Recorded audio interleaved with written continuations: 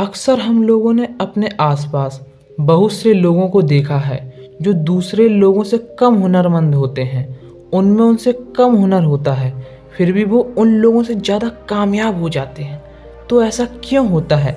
क्या उनकी किस्मत अच्छी थी या ऊपर वाले ने उनका साथ दिया? इस चीज़ के पीछे क्या कारण हो सकता है? ज़रा सोचिए। इसका मुख्य कारण होता है आलस्य। कामयाब होने के लिए सिर्फ हुनर नहीं चाहिए, उस काम को करने के लिए जोश और हिम्मत चाहिए। अगर आपके अंदर जोश और हिम्मत की जगह आलस्य है तो आप में कितना भी हुनर हो, वो हुनर बेकार है। जैसे एक दीमक पेड़ को अंदर से खोखला कर देती है। बाहर से तो वह पेड़ वैसा का वैसा ही दिखता है, लेकिन अंदर से खोखला हो जाता है। उसी तरह आलस्य भी इंसान को अंदर से खोखला कर देती है। उसका जोश, उसकी स्फूर्ति मर चुकी होती है। चाहे वो आदमी बाहर से स्वस्थ नजर आता हो, लेकिन अंदर से आलस्य ने उसे दीमक की तरह खोखला कर दिया होता है। आज की जो कहानी मैं आपको सुनाने जा रहा हूँ, उसमें आपको आलस्य के कुछ मुख्य कारण पता चलेंगे। साथ ही आपको आलस्य को दूर करने के लिए कुछ यौगिक उपाय बताए जाएंगे। इससे पहले आप इस कहानी में खो जाएं, चैनल को सब्सक्राइब कर लें। तो चलिए कहानी शुरू करते हैं। एक बार की बात है, एक आलसी आदमी बुद्ध के पास जाकर कहता है, हे बुद्ध, मैं अपने आप से बहुत परेशान हूँ।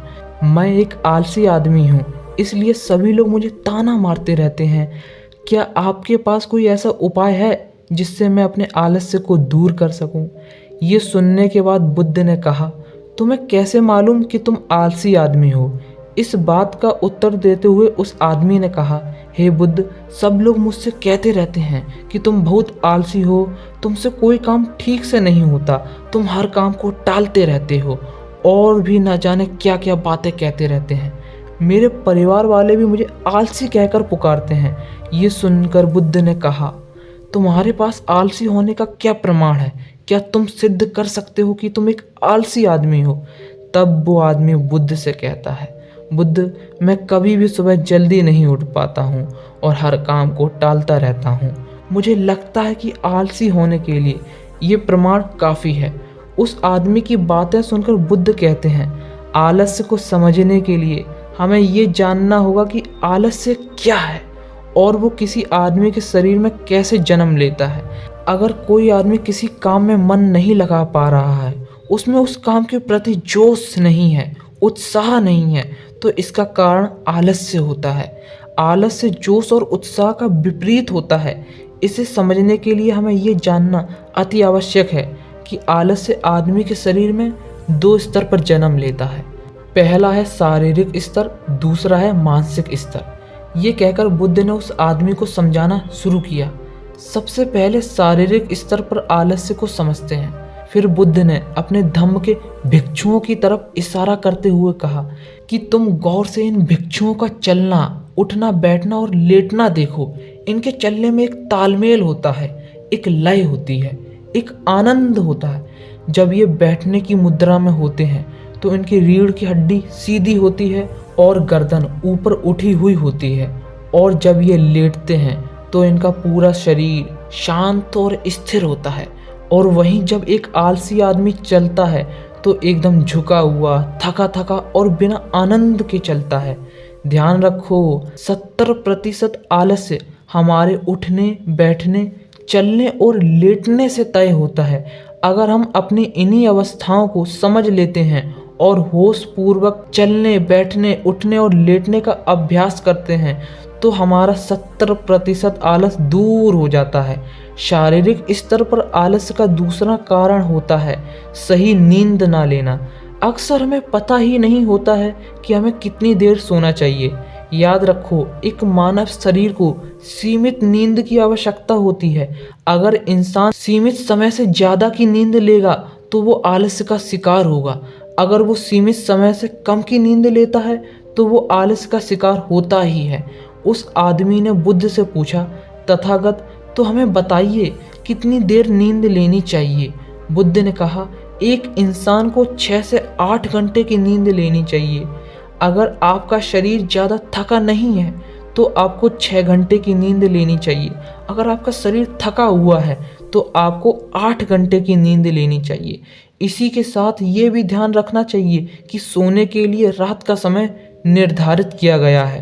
कुछ लोग दिन में ही सो जाते हैं, जिससे धीरे धीरे आलस्य उनके शरीर के अंगों में समाने लगता है, जिससे वो आलस्य के शिकार हो जाते हैं। शारीरिक स्तर पर आलस्य का तीसरा कारण होता है सुबह जल्दी न उठ पाना।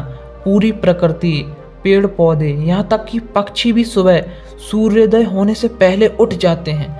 ये हम पक्षियों को देखकर समझ सकते हैं कि प्रकृति ने मनुष्य के जागने का कौन सा समय निर्धारित किया है। अगर हम सुबह जल्दी उठते हैं, सूर्योदय होने से पहले उठते हैं, तो हमारे शरीर में स्फूर्ति होगी, ताजगी होगी, जिससे हम हर काम को मन लगाकर कर पाएंगे। ये सुनने के बाद वो आदमी बोला, हे बुद्ध, मेरा काम ही ऐसा है जो मैं रात में कर पाता हूँ। इसी वजह से मैं रात में सही समय पर नहीं सो पाता हूँ और सुबह जल्दी नहीं उठ पाता हूँ। जिन लोगों का काम रात में होता है, वो लोग सुबह जल्दी कैसे उठ पाएंगे? वह आदमी बोला। यह सुनने के बाद बुद्ध शांत हो गए और बोले, जिन लोगों का काम रात में होता है, उन लोगों को अपना काम मन लगाकर करना चाहिए। और ऐसे लोग काम करके दिन में भी सोते हैं तथा सीमित समय की नींद लेते हैं, तो वो लोग आलस से बच सकते हैं। लेकिन रात में जितनी गहरी नींद आती है, उतनी गहरी नींद दिन में नहीं आती है। इसका कारण है दिन में शोर शराबा ज़्यादा होता है, जिससे आदमी गहरी निद्रा में नहीं जा पाता है। इसलिए जो आदमी दिन में सोता है, उसे ऐसी व्यवस्था करनी चाहिए जिससे शोर शराबा उसके कमरे में ना पहुंच सके। शारीरिक स्तर पर आलस्य का चौथा कारण होता है सही समय पर सही भोजन ना लेना। भोजन मानव शरीर के लिए अति आवश्यक है।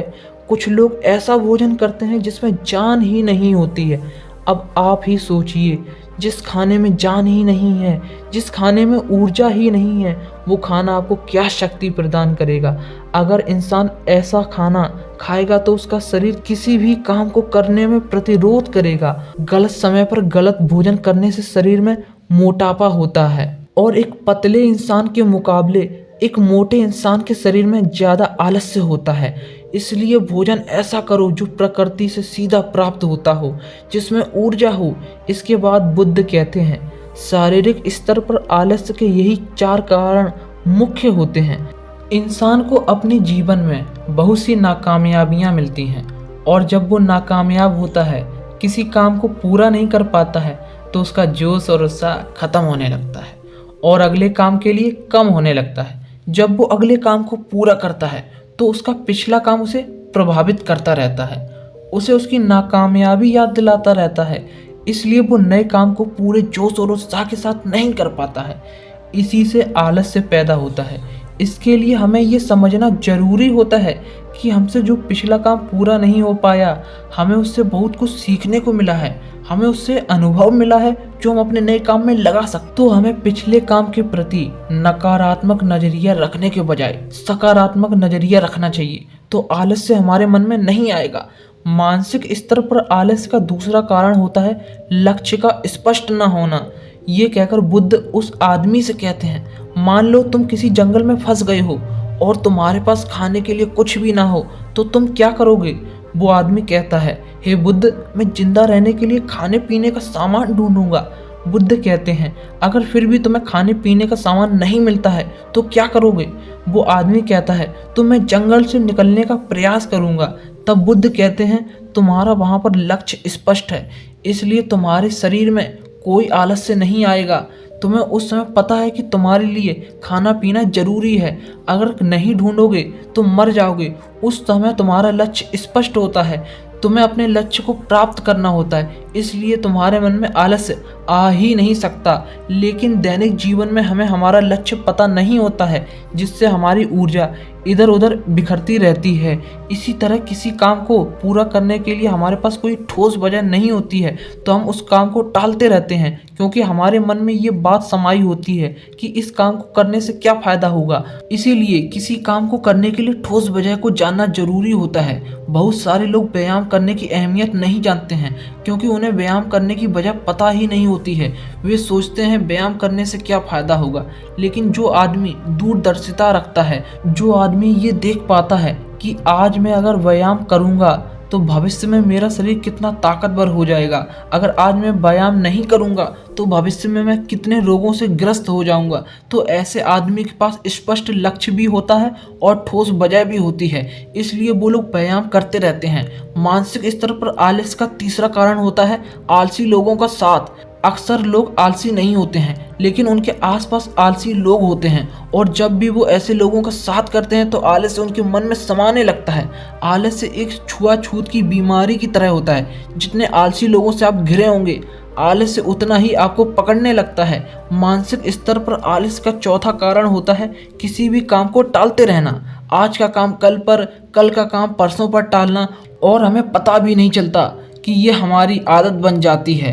काम को टालने की आदत आपको आलसी बना देती है, इसीलिए किसी भी काम को कल पर ना टालें। किसी भी काम को करने के लिए आपके पास एक उम्मीद होनी चाहिए। मानसिक स्तर पर आलस के यही 4 कारण मुख्य होते हैं।